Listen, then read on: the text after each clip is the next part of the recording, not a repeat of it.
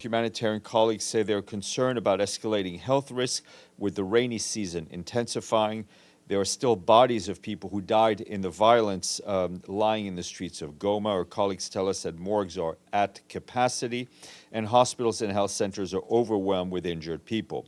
While efforts to chlorinate water are underway with the support of our humanitarian partners, the lack of drinking water is forcing people in Goma to rely on untreated water from Lake Kivu. Mr. Fletcher met with Prime Minister. Economic and other activities are gradually resuming, but schools and banks remain closed.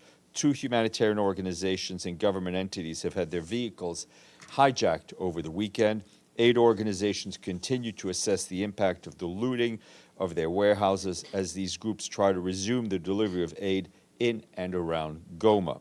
Between Friday and Saturday, OCHA and its humanitarian partners jointly assessed displacement sites in and around Goma. Initial findings reveal that many camps have been looted, they've been destroyed and abandoned. While some people may have returned to their communities or sought refuge elsewhere, many people still lack adequate shelter and access to basic services. To discuss the challenges that emergency responders, the World Food Program is telling us that they're actively pre-positioning supplies and ready to resume their operations as soon as conditions allow.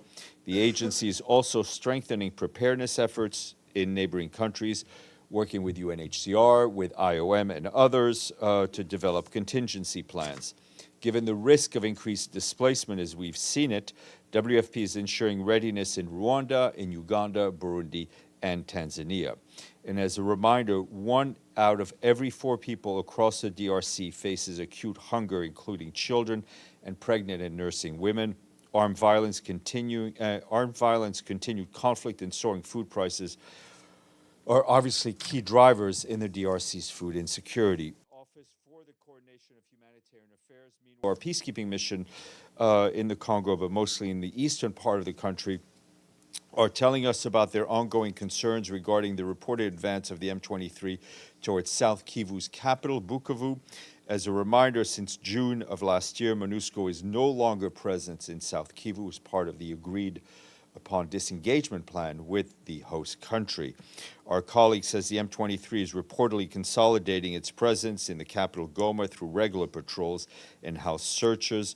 Looting and occupation of private homes by the armed groups has also been reported, as well as attempts to seize vehicles, including those by humanitarian organization, which is, of course, a violation of international humanitarian law. Meanwhile, in South Kivu, fighting continues on the outskirts of Minova.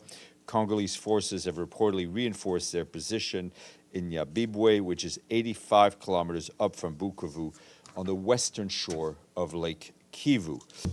Okay.